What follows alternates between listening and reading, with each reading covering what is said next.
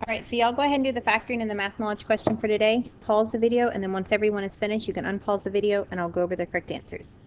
So for the factoring, you should have x minus 5 times x plus 1. For the math knowledge question, they tell us that BAC is 30 degrees and ABC is 110. And these 3 points are collinear. They want to know what is the measure of this angle. This is an exterior angle that's going to be equal to the sum of the remote interior angles. So 30 degrees plus 110 is equal to 140 degrees. So that'll be your answer. We are looking at lesson 30 today, the triangle congruence theorems, ASA and AAS. We have already looked at side, side, side, and side, angle, side. This one's going to be angle, side, angle, and then angle, angle, side. Now, there is a bad word that you can create using the 2 letters, A and S, 2 S's specifically. Notice that nowhere on these 4 do you see that bad word, frontwards or backwards. So I don't want to see it on your test anywhere. These are the 4 triangle congruence theorems that we're going to be looking at. Nowhere do you see a bad word, so make sure that you don't put that anywhere. So hopefully after this lesson, you'll understand how angle, side, angle, and angle, angle, side work. So postulate 16 says the angle, side, angle congruence postulate. If 2 angles and the included side of one triangle are congruent to 2 angles and the included side of another triangle, then the triangles are congruent. So if I draw a triangle, these 2 angles and the included side would be there. So that would be a triangle that would be congruent to the other one by angle, side, angle. So let's look at this example. We want to use angle, side, angle congruence to determine the value of J. Well, if you look, angle, side, angle, and angle, side, angle. These are congruent by angle, side, angle. So that means that J minus 5 is going to be equal to 62 because our 2 triangles are congruent. So J is going to equal 67. And so that would be your answer. Looking at this next one, they tell us we have a parallelogram and we want to prove the 2 triangles are congruent. So we're going to use a 2-column proof, and we're going to have our statements and our reasons.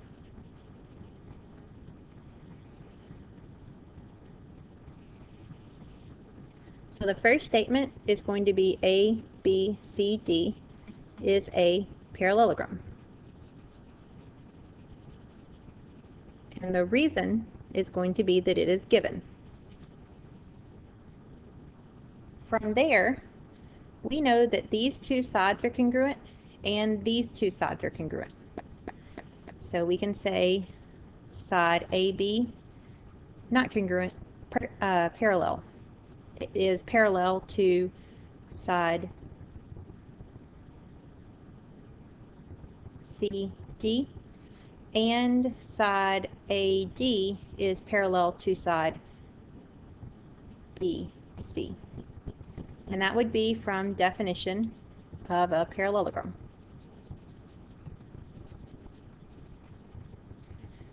Since we have parallel sides, that means that this angle and this angle are going to be congruent.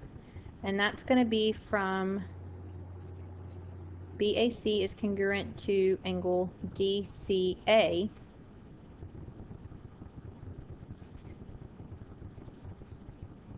Those are in alternate interior.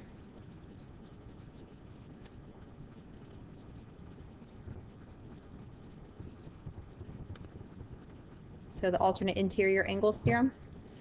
And likewise, this angle here and this angle here are going to be congruent by the same concept.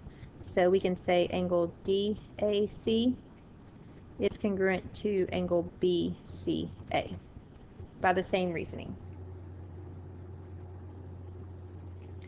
And then we also know that this side length, AC, is congruent to itself. They share that side length, so it has to be congruent. And that's from the reflexive property of congruence. And so now we have angle, side, angle, angle, side, angle. So we know that the two triangles are congruent. And the reasoning would be angle, side, angle postulate. So that's how you can use your angle, side, angle. Very similar to how you would use your side, side, side, or side, angle, side. Now looking at theorem 31, it's the angle, angle, side triangle congruence theorem. If you have two angles and a non-included side of one triangle congruent to two angles and the corresponding non-included side of the other triangle, then your triangles are congruent. So this is one of the two triangles, your two angles, and not this side that's in between them. So either this one or this one. So angle, angle, side, or angle, angle, side. That's going to be when you use angle, angle, side congruence. So looking here, we want to find the value of x.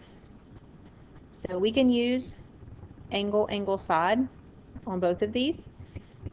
And so 3x minus 1 is going to need to equal 2x plus 5. So if you subtract 2x, you'll get x minus 1 equals 5. And then if you add 1, you get x equals 6. So that would be the x value for that set of triangles. Now we're going to look at using these in a proof. So when we go to make our two-column proof, you have statements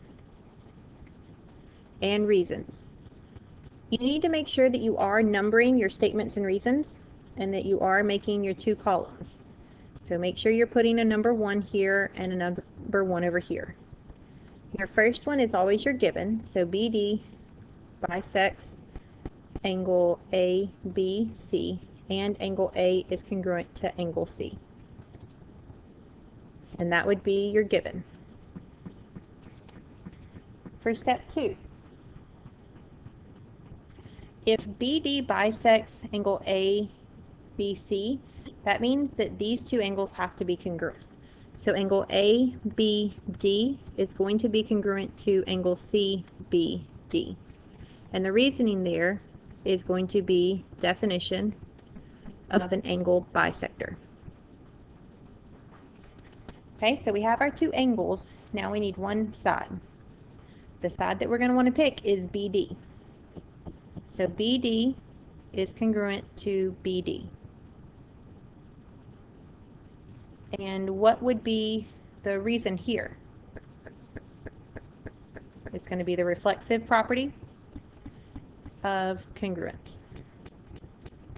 So now I have angle, angle, side, angle, angle, side. So we can say that the two triangles are congruent.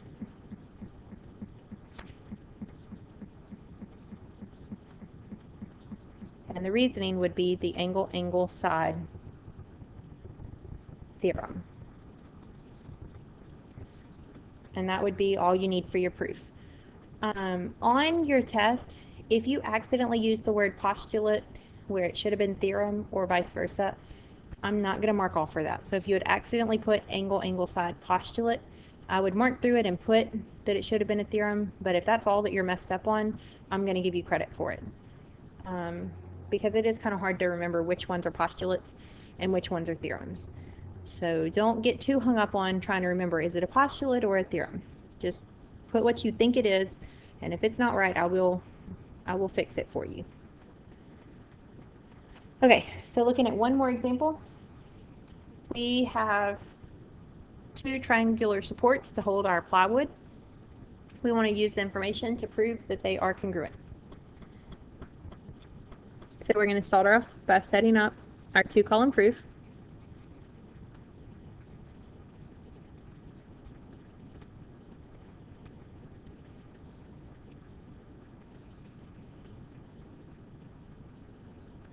So we're going to write both triangles are equiangular,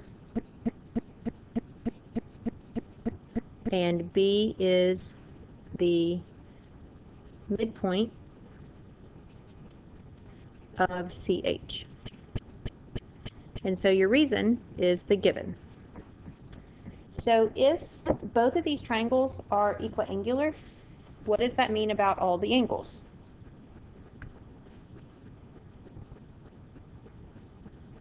That means that they all have to equal 60 degrees. So angle A equals 60, angle C equals 60, angle F equals 60, angle H equals 60,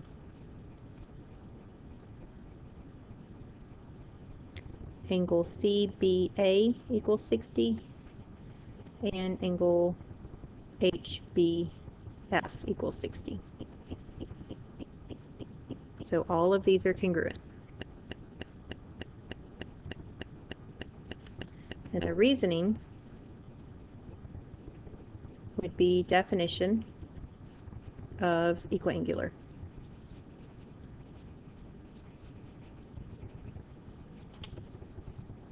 And then we're going to do the B is the midpoint part. So if B is the midpoint, that means that this side is congruent to this side. So CB is congruent to HB. And the reasoning is definition of midpoint.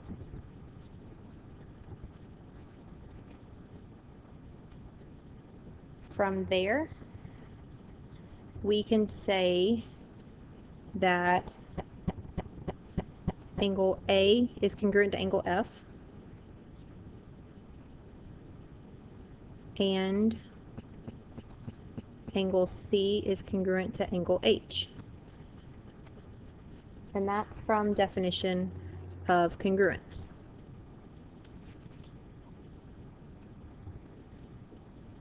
And so now we can say that our triangles are congruent because of angle, angle, side. Angle, angle, side. So triangle ABC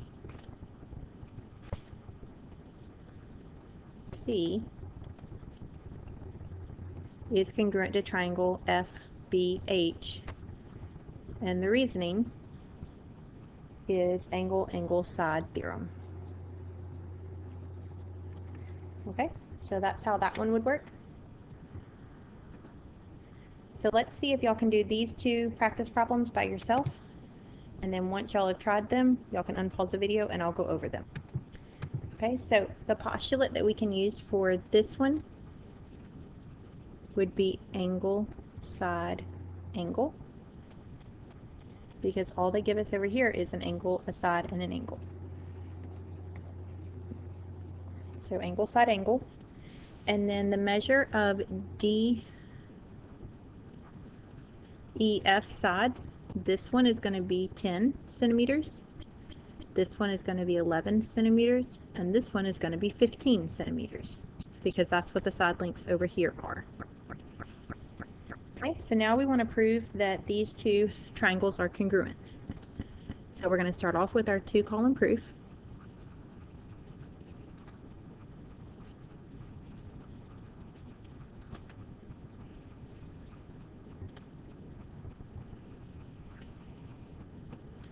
And we're given that side AB is congruent to side DE and that AB is parallel to DE. So they're congruent and parallel. So the reasoning there is given. So if these are parallel lines, that means that this angle and this angle are congruent because of alternate interior angles. So angle BAC is congruent to angle EDC.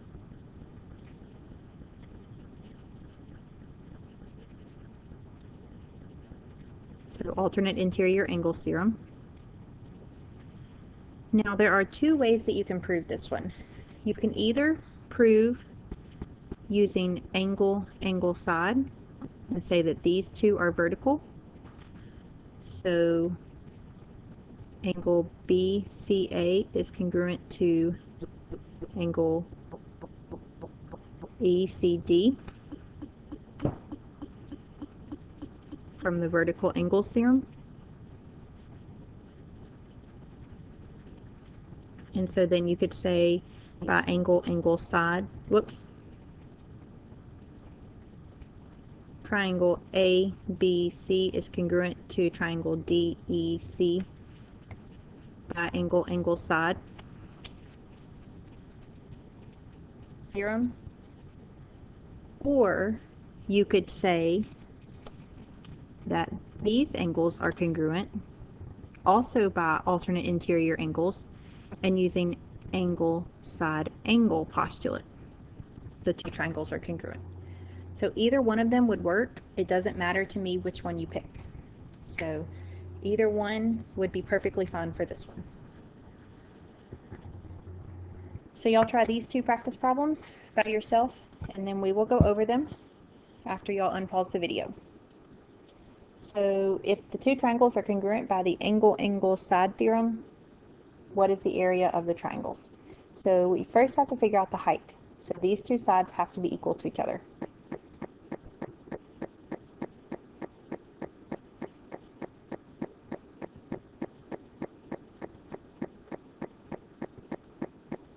So x will equal 2. And if we plug that in here, that's 8 plus 6, which is 14. Or you can plug it in over here. 4 plus 10 is still 14. So to find the area, we're just going to use our formula, 1/2 base times height. So our base is 8 and our height is 14. So if you multiply, you should get 56 for your area. And then it's units squared, because they didn't tell us any units to use. Okay. Now we want to prove that the two triangles are congruent. So we're going to start off by making a 2-column proof.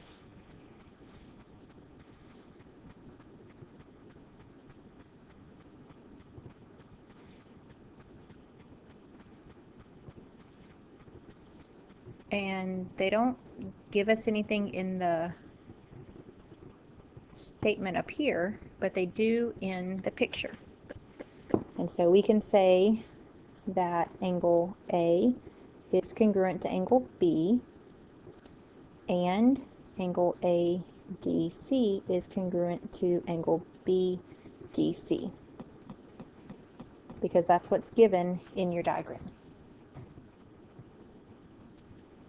So now we need a side. So the side that they share is DC. So CD is congruent to CD. And the reasoning is the reflexive property of congruence. And so now we have angle, angle, side. And so by the angle, angle, side theorem, triangle ADC is congruent to triangle BDC. So that's all you have to do for that one. Okay, now we're going to look at one more. So y'all see if y'all can try this one by yourself, and then we'll go over it after y'all unpause the video. So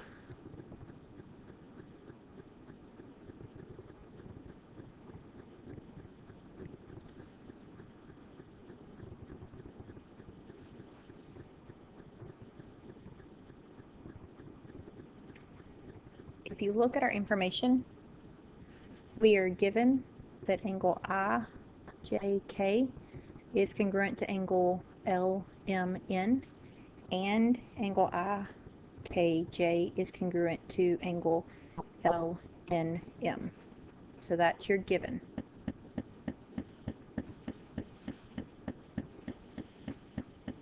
From there,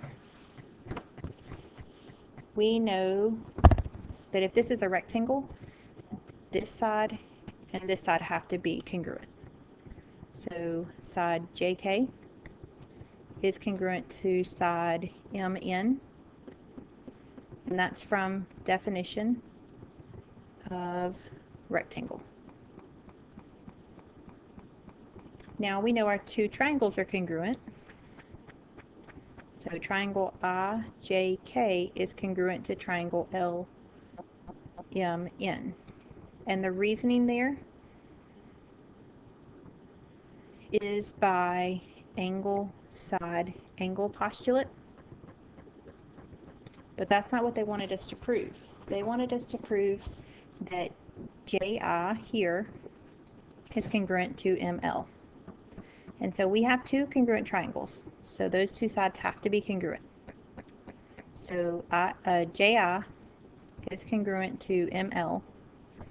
And the reasoning is CPCTC. That's corresponding parts of congruent triangles are congruent. These are the corresponding sides of these two congruent triangles. And so that means that they have to be congruent. So we haven't used that before, but that's when you're going to use CPCTC. You'll prove your triangles are congruent, and then you'll say, since the triangles are congruent, these two parts are also congruent. So that's how that one would work. So I doubt that y'all got that one completely by yourself, and that's okay. We're working on these. Hopefully, as you practice them more, you'll get better at them. So we've got this challenge question. So let's see if y'all can try this proof by yourself. After y'all have attempted it, I will go over it. So for this one, we're going to start off by setting up our two-column proof.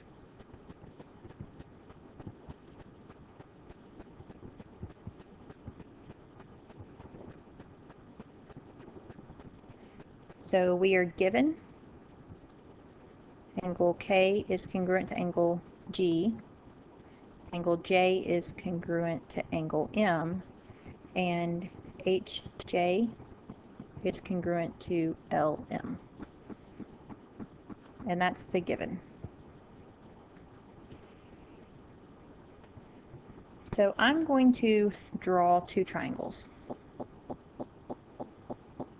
I think it'll help. So there's G and there's K. And there's J and there's M. And then here's H and here is L. And it says HJ is congruent to LM. And we want to prove the angle side triangle congruence theorem. So these are congruent by angle side, but we can't use that anywhere in our proof. So we're going to have to do something else. So since the two angles, these two pairs are congruent, that means that H and L have to be congruent as well. So angle H is congruent to angle L. And the reasoning, the book calls it the third angle theorem.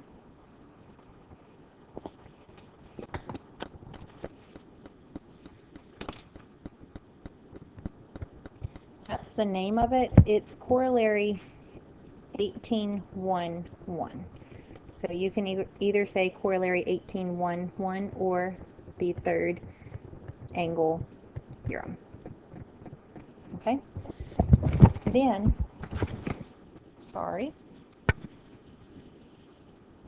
from there, we are going to say that the triangles are congruent.